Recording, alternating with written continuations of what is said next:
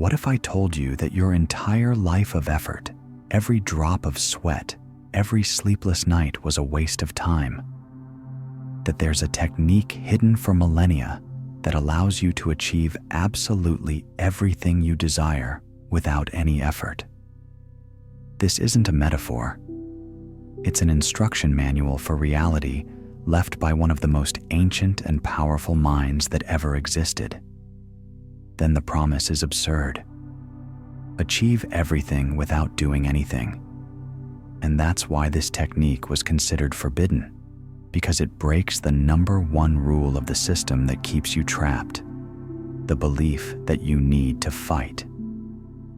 In the next few minutes, I won't give you productivity tips. I'll give you the code, the exact key that's recorded to manipulate reality in your favor, using the flow of the universe instead of brute force. But I need to warn you, what you're about to learn here goes against everything you've been taught. And once you see it, you can't unsee it. If you're ready to stop pushing the rock and start moving the mountain, stay with me, because this may be your last chance to wake up. This key takes us away from the noise of our modern world to the misty mountains of ancient China more than 2 millennia ago. There, an old librarian, a silent archivist named Lao Tzu, observed the world differently. He didn't look at great armies or powerful emperors.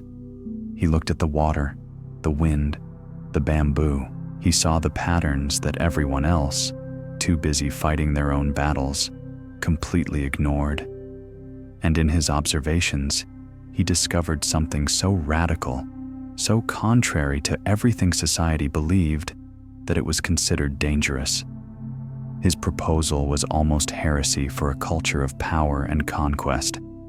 The secret to achieving everything you want is not in doing more, but in doing less. The key to mastery lies not in strength, but in gentleness. Victory comes not from resistance, but from flow. He gave this concept a name that would echo through the centuries, though few understood its true power. Wu Wei, literally effortless action or non-action. To the modern mind conditioned to fight for every inch, this sounds absurd, a fantasy, a recipe for failure. But LSU's idea perfectly echoes an even more ancient wisdom, Hermetic wisdom. Wu Wei is not about doing nothing. It is about action perfectly aligned with the universal current of energy. Thrice Great described this as mastery over one's own vibration.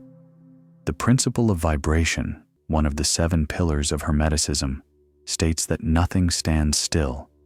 Everything moves, everything vibrates.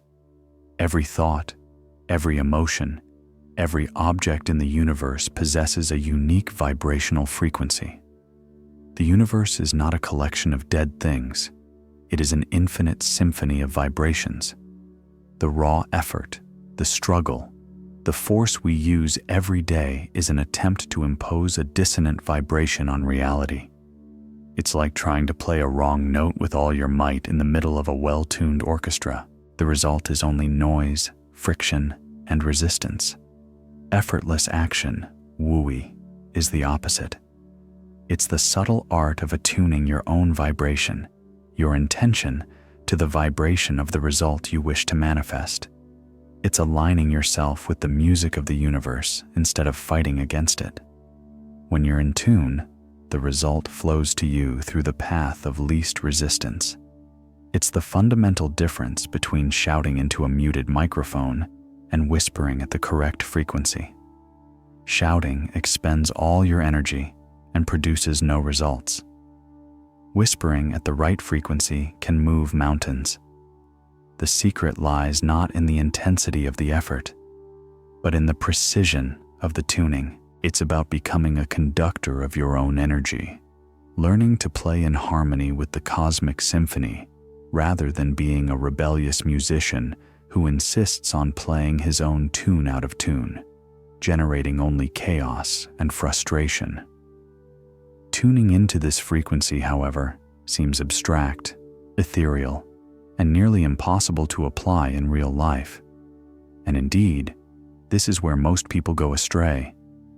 They hear effortless action and translate it into something completely different, something that imprisons them even further. Many who try to apply this secret end up falling into a trap of self-deception, confusing attunement with the silence of inertia.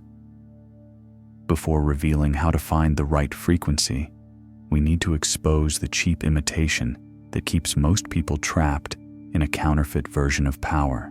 And it is precisely here that the true challenge arises, recognizing that woe is not an invitation to passivity, but rather to a refined perception of life. It is a state of presence so profound that it allows us to see opportunities where others only see obstacles. It is the art of aligning ourselves with the right time, of understanding that there is a secret rhythm governing all things.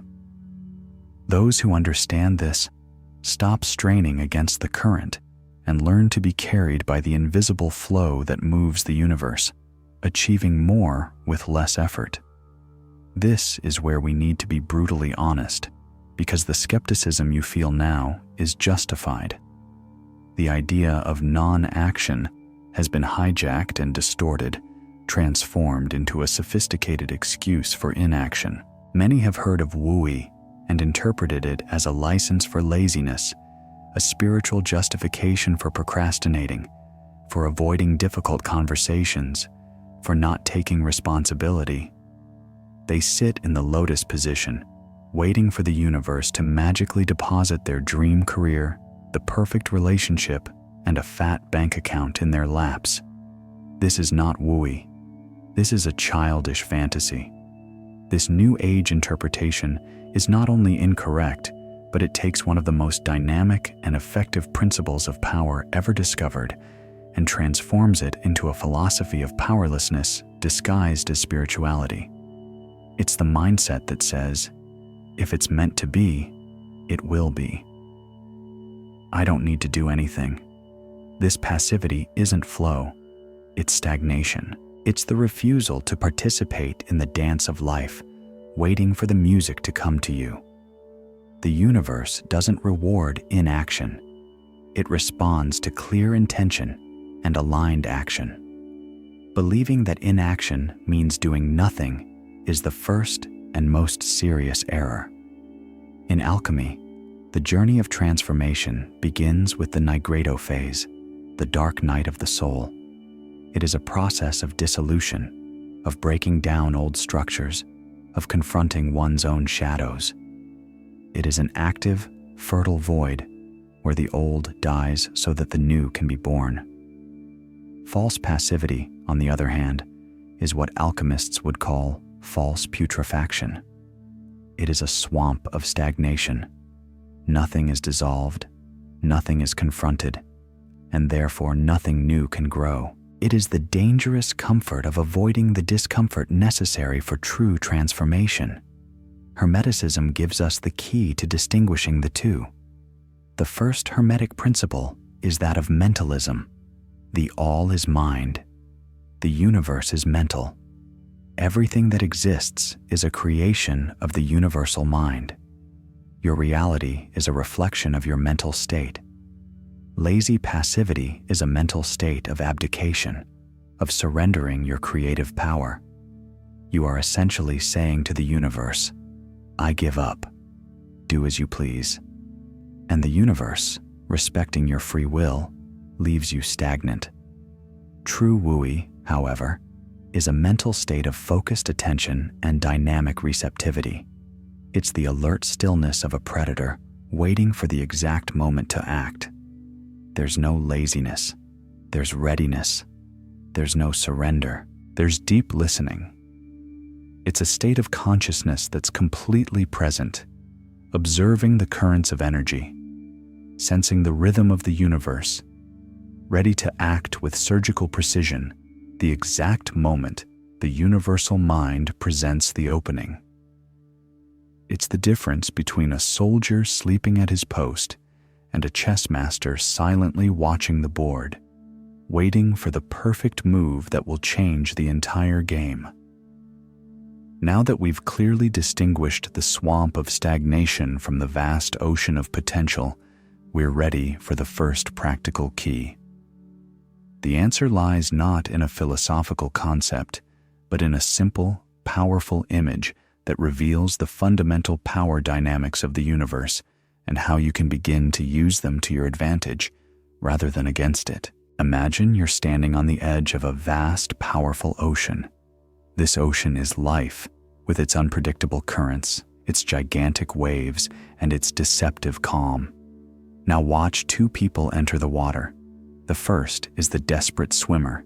He represents the modern mindset.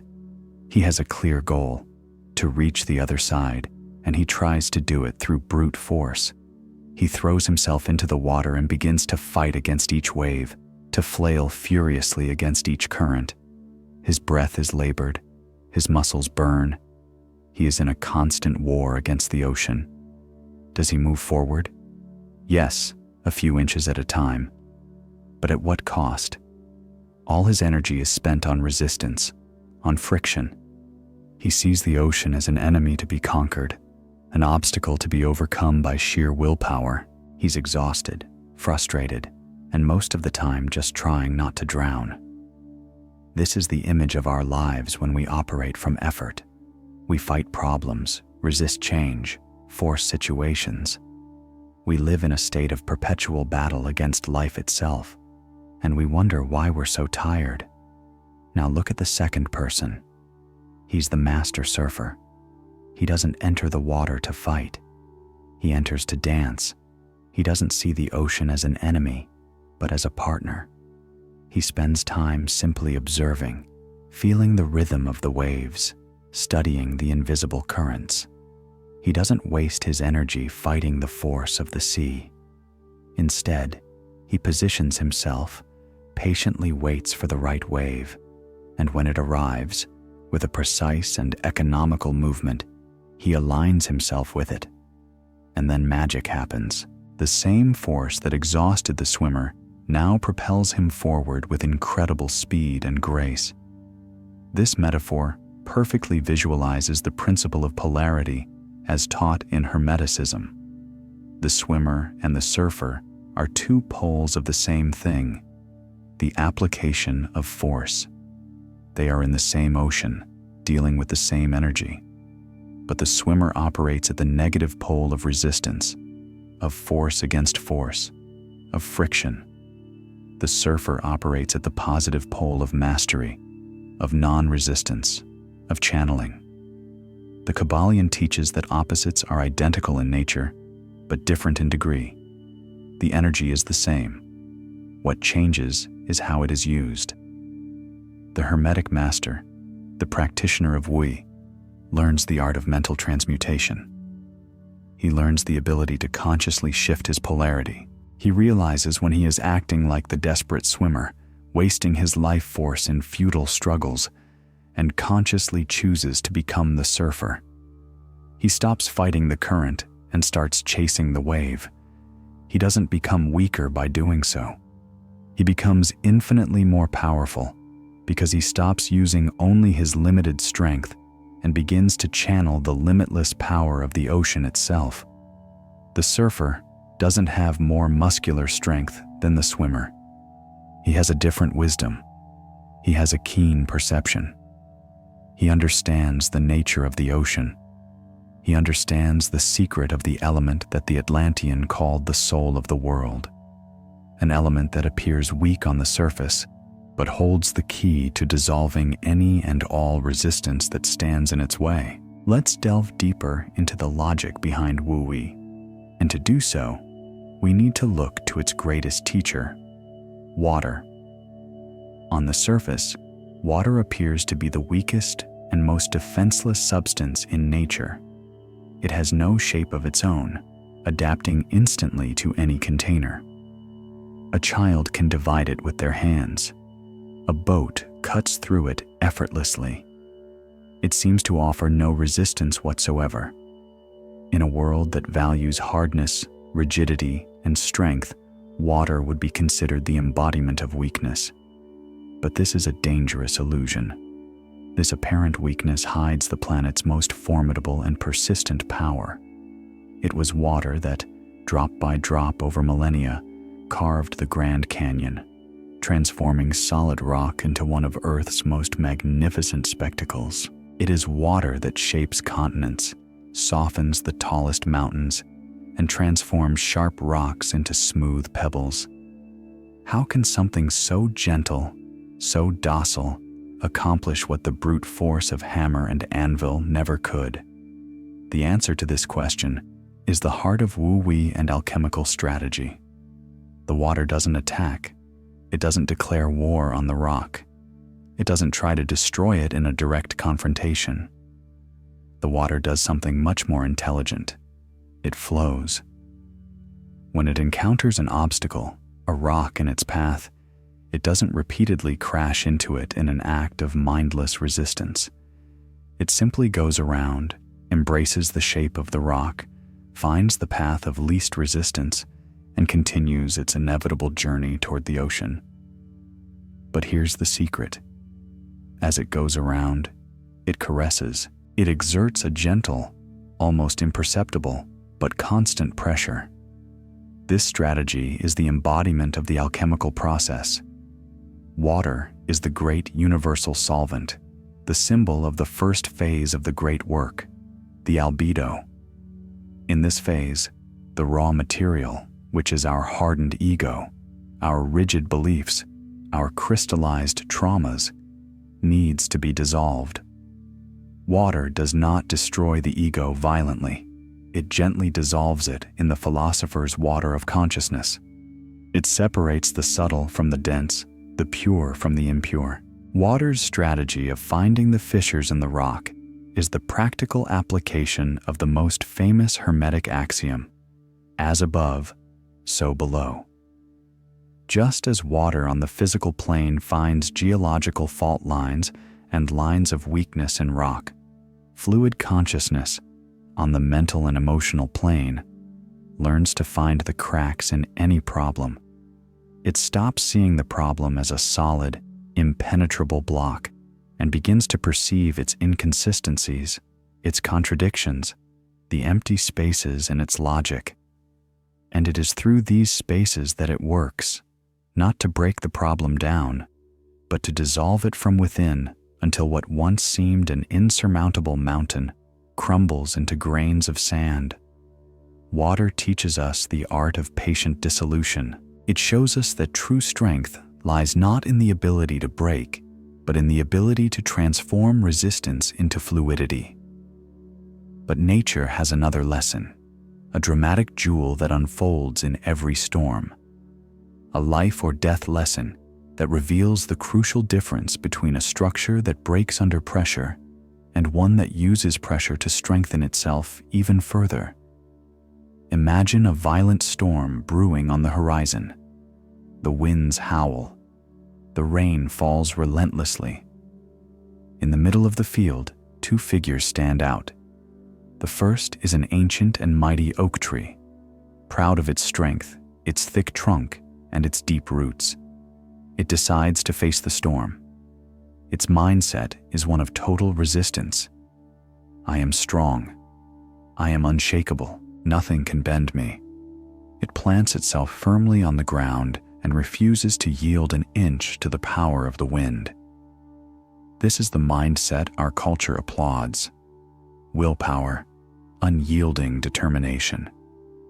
The wind, however, cares nothing for the oak's pride.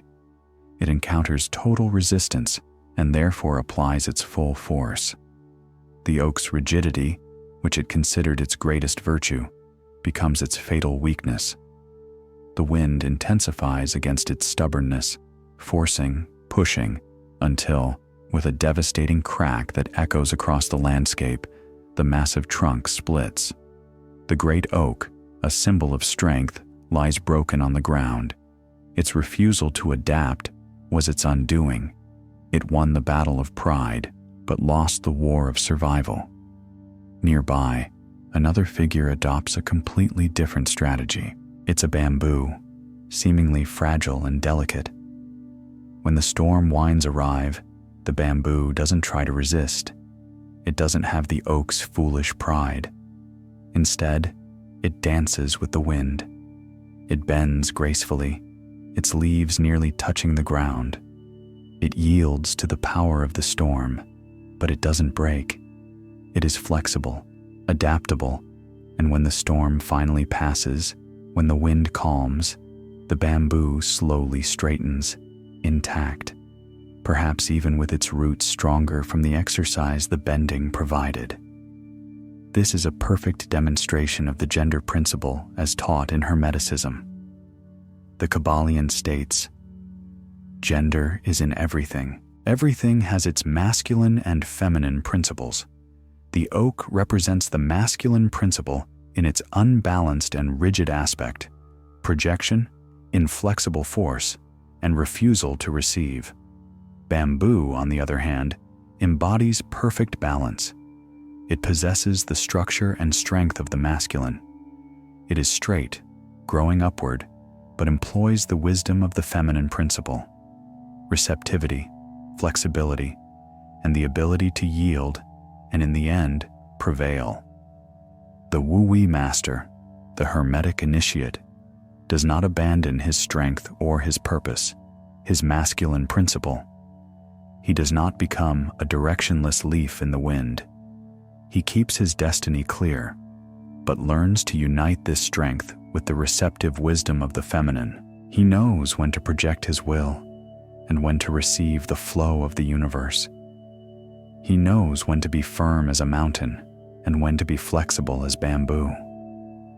He understands that true strength lies not in a single pole, but in the harmonious dance between the two. Understanding the principles of water and bamboo, of rhythm and gender, is the theoretical basis of mastery. But how can we apply this in practice? How can we develop the subtle perception to know when to be bamboo and when to be water amidst the storms of our daily lives?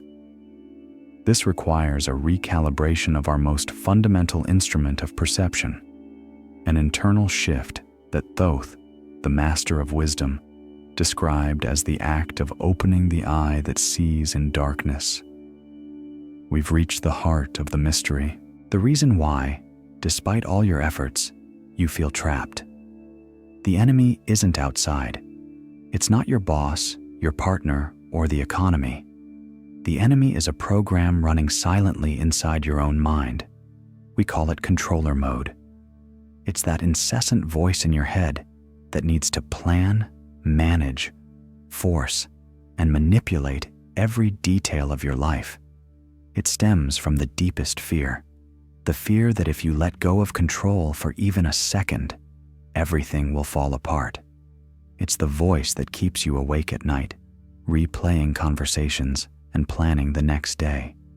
The cruel irony is that this desperate attempt at control is the true source of chaos. By trying to force situations, you generate friction. By trying to control people, you generate resentment.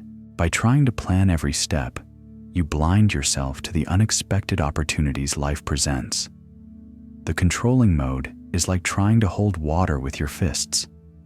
The tighter you squeeze, the more it slips through your fingers.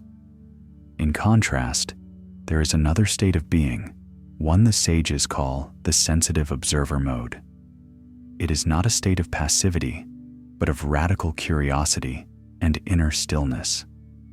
This is where the title's promise is fulfilled. This is where F's forbidden technique is revealed.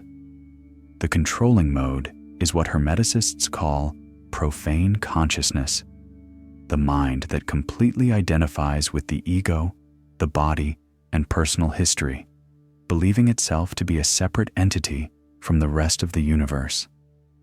The sensitive observer mode is the first step toward initiatic consciousness, and the technique for conquering all by doing nothing is the deliberate and conscious application of the most powerful of the 7 Hermetic Principles, the principle of correspondence. The axiom is famous: as above, so below, As within, so without.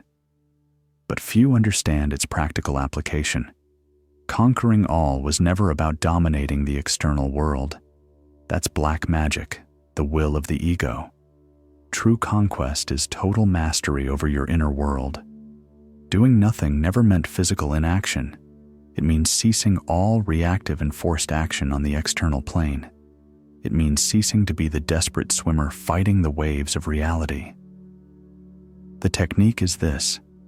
Instead of trying to change the external circumstance that bothers you, you retreat to your center, to your inner sanctuary. You stop fighting with the outside and look inside. And then you identify which mental, emotional, and vibrational state within you is resonating with that unwanted external reality. If outside there is conflict and fighting, inside you there is a state of resistance and anger. If outside there is scarcity and lack, inside you there is a state of fear and a poverty mentality. Once you've identified the internal pattern, you use your will not to fight the world, but to transmute that inner state. You consciously choose to shift your vibration from fear to trust, from anger to peace, from scarcity to gratitude.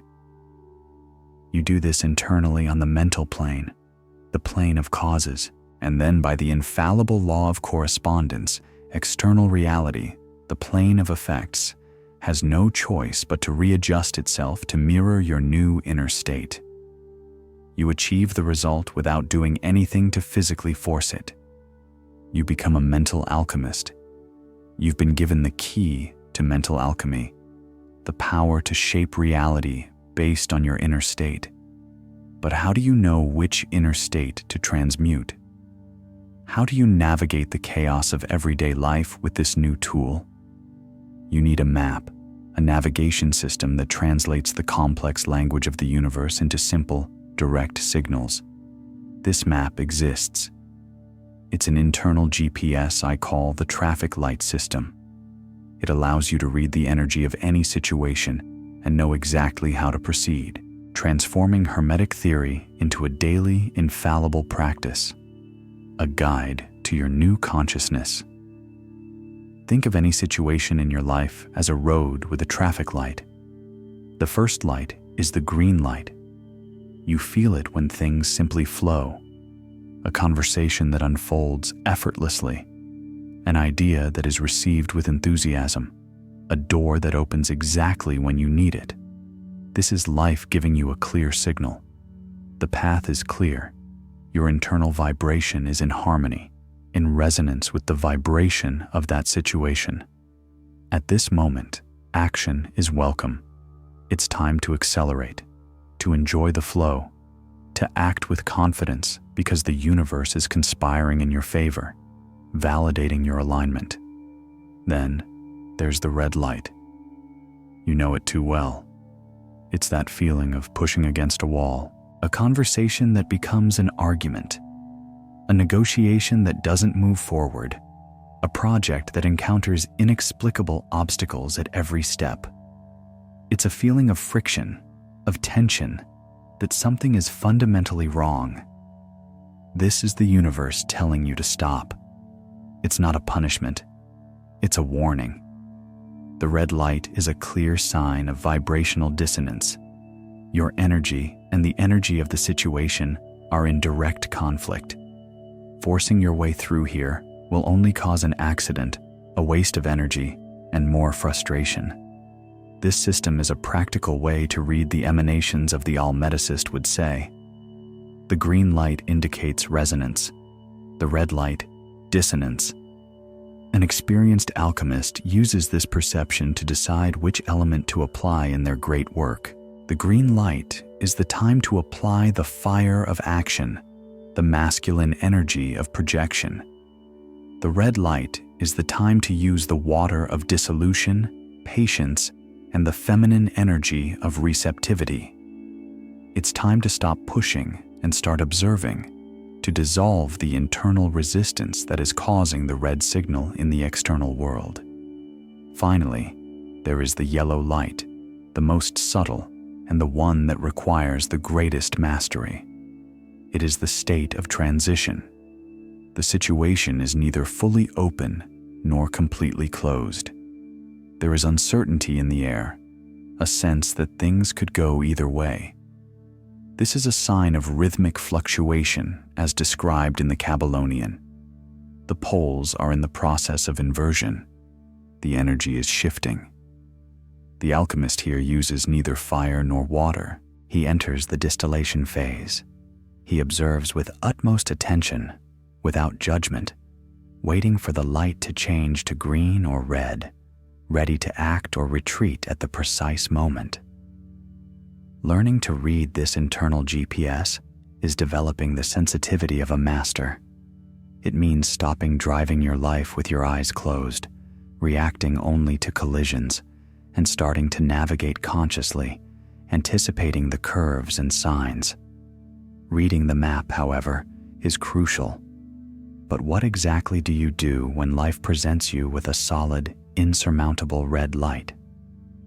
The first move of a true mental alchemist is not an external action to break the signal, but an internal act of silent power that changes the light itself. When you encounter the red light, resistance, conflict, what is your first reaction? The conditioned mind's impulse is immediate. Fight, argue, force, react. This impulse is the matrix's programming in action, keeping you trapped in the physical plane cycle of cause and effect. But the mental alchemist, the Wu Wei practitioner, does something radically different. They don't act, they pause. They perform what I call the sage's pause. This is not a moment of hesitation or weakness. It is the most profound act of power a human being can perform.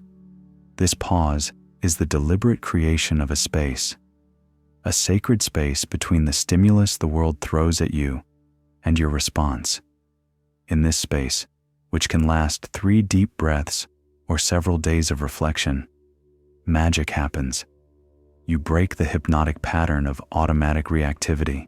You stop being a pawn on the board of life driven by the actions of others and become the player, observing the board before making your move.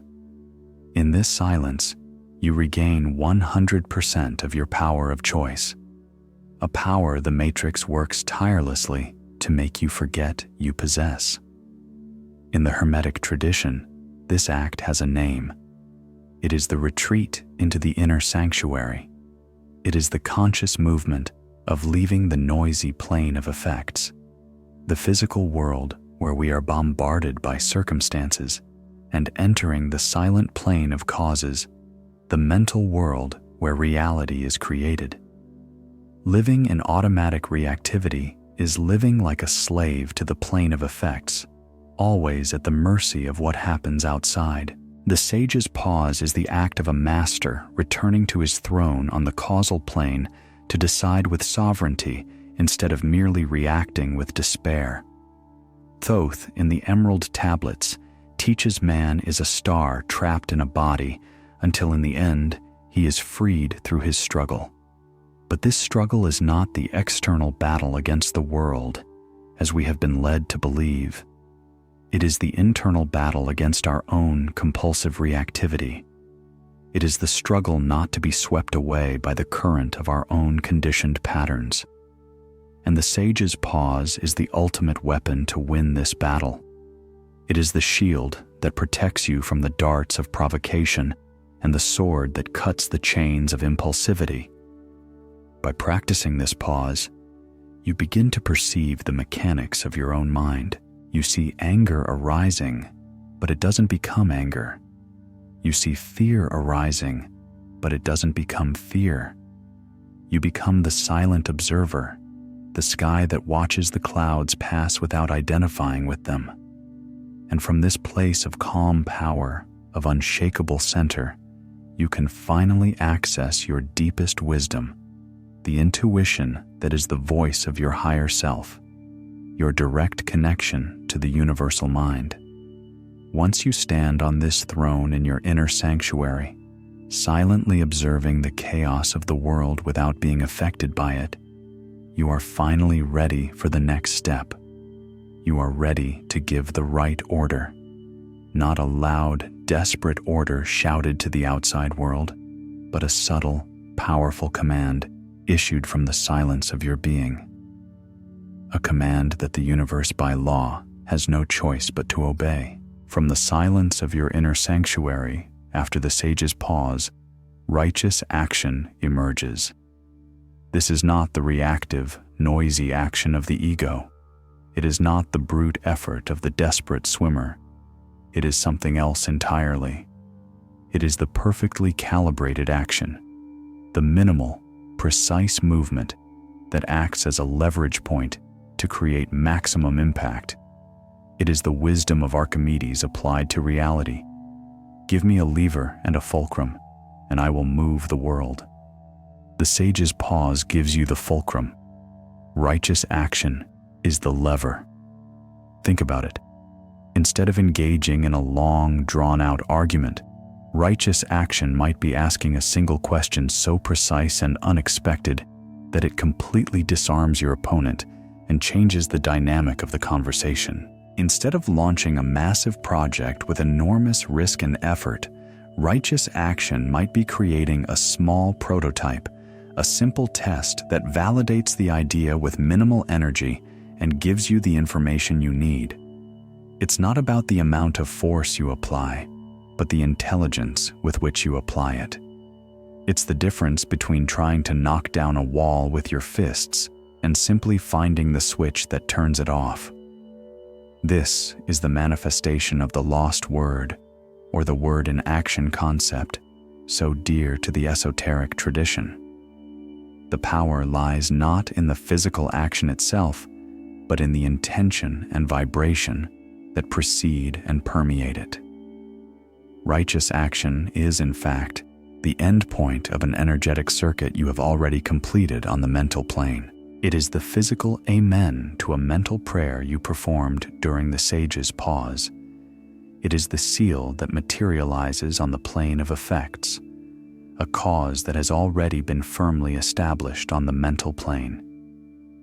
The universe, being mental in its essence, does not respond primarily to your physical action. It responds to the mental cause that gave rise to that action. This is why the action can be minimal, almost invisible to others. It is not by itself creating the effect. It is serving as an anchor, a channel, a precipitation point for an effect that has already been shaped and defined in the realm of the mind, in your inner sanctuary. This is why a master can achieve with a gesture what an amateur cannot achieve with 1,000 efforts. The power was not in the gesture, but in the consciousness behind it. Practicing righteous action teaches you to become a cosmic strategist. You stop wasting your life force on unnecessary battles and start looking for leverage in every situation. You constantly ask yourself, what is the smallest move I can make right now from this state of clarity that will generate the greatest wave of positive change? This question alone shifts your perspective from brute force to efficient elegance. You become a master of timing, precision, and energy conservation, the true signs of true power. But giving the command, even if it's the perfect command, is only the beginning of the manifestation process. The next step is perhaps the most counterintuitive and treacherous for the Western mind. Conditioned to control and verify, it's the moment when most alchemist apprentices fail, using their own anxiety to undo the magic they've just created with such care and precision. You found your center, performed the righteous action, given the command on the mental plane, and anchored it on the physical plane. The circuit is complete. The seed has been planted. What now? What does the controlling mind, the ego, want to do immediately? It wants to check. It wants to dig the earth to see if the seed is germinating. It wants to control the rain, the sun, the temperature. It becomes the anxious gardener, And with its anxiety and its need for control, it ends up killing the seed it just planted. This is the most common and most fatal mistake. The art of letting go is the opposite. It's becoming the wise gardener. After preparing the soil, choosing the best seed, and planting it at the right time, the gardener trusts the process. He doesn't abandon the garden. He continues watering, protecting, and tending. But he doesn't interfere with the mystery of growth. He knows that germination happens in the dark, away from his controlling eyes. Letting go isn't giving up or being indifferent to the outcome. It's an active and intelligent trust in the process you yourself initiated. It's the release of obsessive attachment to how and when the result will manifest. This is the alchemical principle of coagulation. After solutio, the dissolution of the old, comes coagula, the solidification of the new. But coagulation, manifestation, cannot be forced. It requires an environment of trust and patience to form. Anxiety, doubt, worry, the need to constantly check are like energetic acids you pour over your creation. They dissolve the manifestation before it has a chance to solidify on the physical plane. The art of letting go is the conscious act of removing these acids and allowing your creation to form in peace. This is what Hermeticists call faith. But it's not blind faith or empty hope. It's faith based on knowledge. It's the absolute confidence that universal principles such as mentalism and correspondence are laws as infallible as the law of gravity. You don't throw a stone in the air and worry about whether it will fall. You know it will. Likewise, once you've established a clear and powerful cause on the mental plane, you trust that the corresponding effect will manifest on the physical plane. It's the law.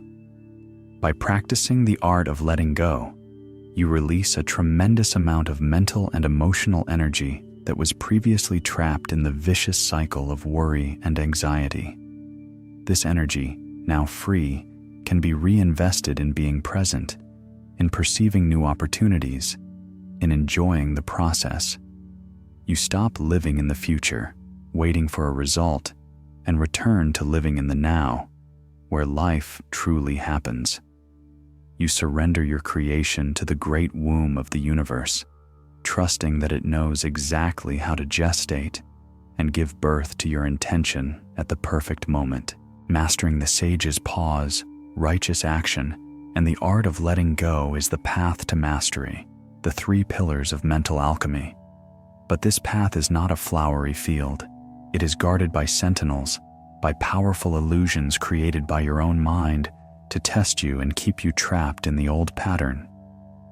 Now I will reveal the 3 guardians of illusion, the fatal errors that can trap you forever in the labyrinth of your own mind. The first guardian, the first trap your ego will place in your path, is the most seductive of all. False passivity. It's the distortion we already mentioned, but now with your new knowledge, it becomes even more insidious. You learn about flow, about not forcing, and your ego, a master of self-deception, uses this as the perfect excuse for inertia. It whispers to you, "Don't have that difficult conversation. That would be forcing. Just flow. Don't start that challenging project. Wait for the perfect moment." This is not the patience of the wise. It is the demon of idea, spiritual laziness disguised as Eastern wisdom. True non-action is a state of high alert. False passivity is a state of torpor and avoidance. The second guardian is the direct opposite, but equally destructive. The tyranny of impatience. You experience the power of flow once or twice, feel the magic happen, and now you want everything in your life to work that way immediately. Your ego then commits the ultimate irony. It tries to force the flow. It tries to create the conditions for no force by using force. It's like trying to force yourself to relax or strive for spontaneity. The very act destroys what you're trying to create. You begin to manipulate conversations, pressure people, help the universe, all in the name of creating flow. This is the demon of greed, the ego's desire to harvest the fruit before it ripens, violating the sacred principle of rhythm. The third and most subtle guardian is analysis paralysis. This is the intellectual mind's favorite trap. You learn the principles, the techniques, and then start overthinking them. Am I in flow now? Was what I did a righteous action? Am I letting go enough? You become a commentator on your own life rather than a participant. Practice, which should be intuitive and fluid, becomes a mental checklist. This is the demon of doubt.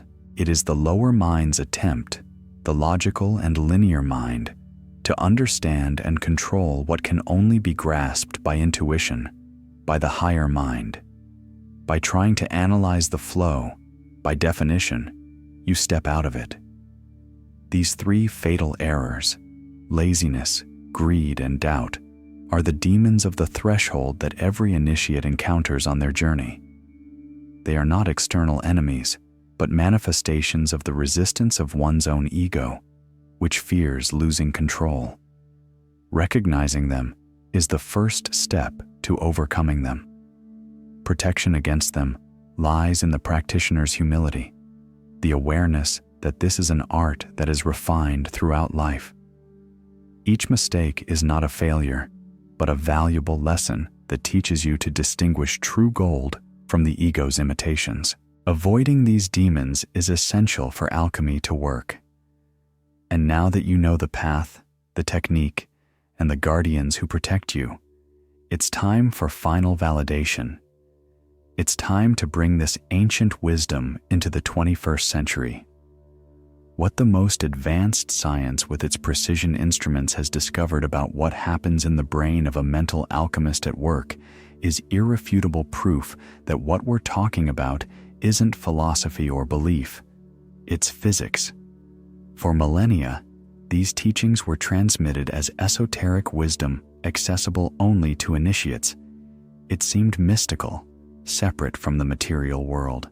But today, cutting-edge science with tools like functional magnetic resonance imaging is unwittingly opening the temple doors and revealing the neurological mechanisms behind the magic.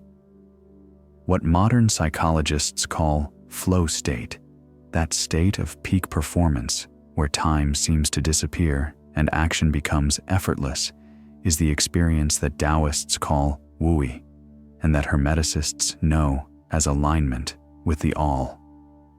What neuroscientists have discovered is absolutely shocking and validates every step of our journey. During a state of flow, a phenomenon called transient hypofrontality occurs. It's a complicated name for something simple. Activity in the frontal part of your brain, specifically the prefrontal cortex, dramatically decreases. And what does this part of the brain do? It's the seat of your ego. It's where your critical inner voice, your obsessive planner, your sense of separate self, and your perception of time reside. In other words, science is proving that to enter a state of maximum power, your brain literally needs to turn off the ego's voice. This is the physical evidence of mental alchemy. The sage's pause, meditation, and the practice of presence are trainings to consciously decrease the activity of this ego neural network. When you calm this part of the brain, you free up immense cognitive resources. The energy that was previously spent on self-criticism, doubt, and worry is redirected to other areas of the brain responsible for creativity, intuition, and skillful action. You don't become smarter. You simply remove the interference that was preventing you from accessing your deeper intelligence. The flow state is the neurological signature of an individual who has achieved, even temporarily, alignment between their personal mind and the universal mind. It is the brain quieting itself so that the higher mind, or what Thoth would call the star soul consciousness, can operate without the static and noise of the ego. Science is not discovering something new. It is, with its own methods, merely mapping the sacred territory that initiates and masters have traversed for millennia. It is giving us physical proof that mental alchemy is not a metaphor. It is a real neurological process. This knowledge has profound implications. It means you're not dealing with concepts that require blind faith. You're working with the principles of how your own nervous system works. The benefits of Wu Wei, such as increased efficiency, reduced stress, improved decision-making, and more harmonious relationships, are not vague spiritual promises. They are the predictable, scientifically observable results of optimizing the way your brain operates, of learning to silence the noise so you can hear the music. Science proves how the mechanism works at a biological level, but the real proof of the power of this consciousness isn't in a laboratory. It's in history. Who were the people who used this state consciously or unconsciously to accomplish seemingly impossible feats? Legends from the master builders of the pyramids to modern visionaries reveal the true scope of this power when applied to shape reality. The power of flow of Wu Wei is not an abstract theory. It is a pattern that repeats itself tirelessly throughout history in moments of greatest human genius and mastery. The oldest and perhaps purest story comes from China, that of Butcher Ting. He was famous for deboning a beef carcass with the fluidity of a dance, using the same knife for 19 years without ever needing to sharpen it. When the prince asked him his secret, Ting replied, "What I love is the Tao, which goes beyond skill. I do not see with my eyes, but perceive with my spirit. I follow the natural structure, cut through the great gaps, guide the knife through the openings." Butcher Ting was not just a skilled butcher. He was an initiate who applied the principle of correspondence to his art. He did not see the dense matter of the carcass. He saw its energetic matrix, the empty spaces, the lines of least resistance. He saw as above and therefore operated effortlessly below. This same wisdom was applied by the great masters of the past. The architects of the great cathedrals and pyramids capable of engineering feats that defy our modern understanding were not merely brilliant technicians.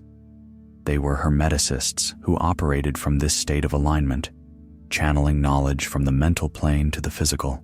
This golden thread spans the centuries and reaches our days. When Warren Buffett, one of the greatest investors in history, says that our favorite waiting period is forever and that he only acts when the opportunity is obvious and easy, he is describing in financial terms the patience of the wise and just action. When Michael Jordan in his prime said that the game just slows down and he saw everything before it happened, he was describing the insight that comes when the ego mind shuts down and intuition takes over. When Bruce Lee, a profound scholar of philosophy, advised his students to be like water, he wasn't using a poetic metaphor. He was teaching the direct application of Wu, the way to combat, adapt, flow, not resist, and use the opponent's strength against them. Jazz musicians who enter states of pure improvisation, elite surgeons whose hands seem to know what to do without conscious thought, programmers who code for hours in a state of total immersion, DJ, all of them consciously or unconsciously are accessing the same state. They are accidental initiates. They stumbled upon the door of flow through extreme dedication to that art. They prove that this state is not a privilege of monks or mystics, but an innate potential within every human being. The difference is that they access this power sporadically and intuitively. The journey we are on here is about learning to access this state deliberately, consciously, and consistently. It's about transforming a happy accident into a mastered skill.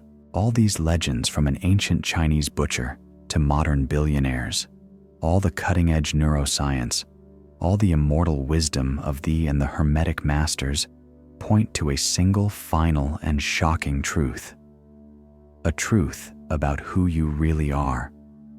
A truth that, once truly understood and accepted in every cell of your being, makes struggle, effort, and resistance not only unnecessary, but literally impossible. We have reached the end of the intellectual journey and the beginning of true fulfillment. All the pain, all the struggle, all the effort you have experienced in your life was based on a single fundamental illusion, a mistaken identity. You always believed yourself to be the rock, a solid, separate entity struggling to resist the current of life. You prided yourself on your strength, on your ability to endure, to resist. But this identity was a lie. The shocking truth, the final revelation is this: you are not the rock. You never were. You are the river. This is not a metaphor. It is the most accurate description of reality according to perennial wisdom. The sense of being a separate self, an ego encapsulated in a body, is the primary illusion created by the mind. The Hermetic truth, the truth of all great traditions, is that there is no separation. You are an individualized expression of the all, a single wave in the infinite ocean of universal consciousness. You are a cell in the body of God, a spark of the divine mind. You and the universe are not two things. They are one. Think about how absurd it is to fight the flow of life when you understand this. It's a wave fighting the ocean. It's a cell in your body declaring war on its own body. It's insanity. The fight is only possible as long as you believe in the illusion of. The moment you remember, the moment you feel the truth that you are the flow, the fight instantly ceases. How can you fight yourself? How can you resist your own nature? The forbidden technique of mental alchemy, Wu Wei, all boils down to this final act of surrender and remembrance. Surrendering not to defeat, but to your true identity. Remembering that you are the river. When you operate from this awareness, the universe stops being something that happens to you and becomes something that flows through you. Opportunities are not things you need to chase. They are currents you learn to feel and follow. Obstacles are not enemies to be destroyed. They are merely rocks that your own flow gracefully circumvents. By remembering that you are the river, you no longer need to achieve anything, for you discover that you are already a part of everything. You don't need to do anything to force results, for you trust that your own flow is carrying you inevitably to the ocean, to your highest destiny. The ultimate power is not the power to control the river. It is the power to become the river. And this power has always been there, patiently waiting for you to stop struggling and simply remember who you truly are. Now that you've seen the truth, now that the illusion has been exposed, the mind's journey ends and the soul's journey begins. Knowledge without practice is just an unused map. Therefore, the next step is not to learn more, but to live it. The 7-day flow challenge is your personal laboratory. Choose an area of your life where you feel like the rock, and for 7 days, practice being the river. Use the sage's pause. Seek righteous action. Practice the art of letting go and watch reality bend, not to your strength, but to your fluidity. If you've made it this far, leave the phrase, "I choose to flow, not force," in the comments. I want to see who truly understands the essence of this technique, and if you'd like to help the channel more directly, you can contribute in the first pinned comment and help me spread even more content like this. This is very important to me and to the growth of the channel, and any help you can give makes all the difference. But just by making it to the end of the video, it helps me a lot. You can also share this video with someone who needs to hear this message. And before you leave, I've put together a special video for you. Don't leave yet. Click on the video that's currently playing on your screen, and we'll see you there.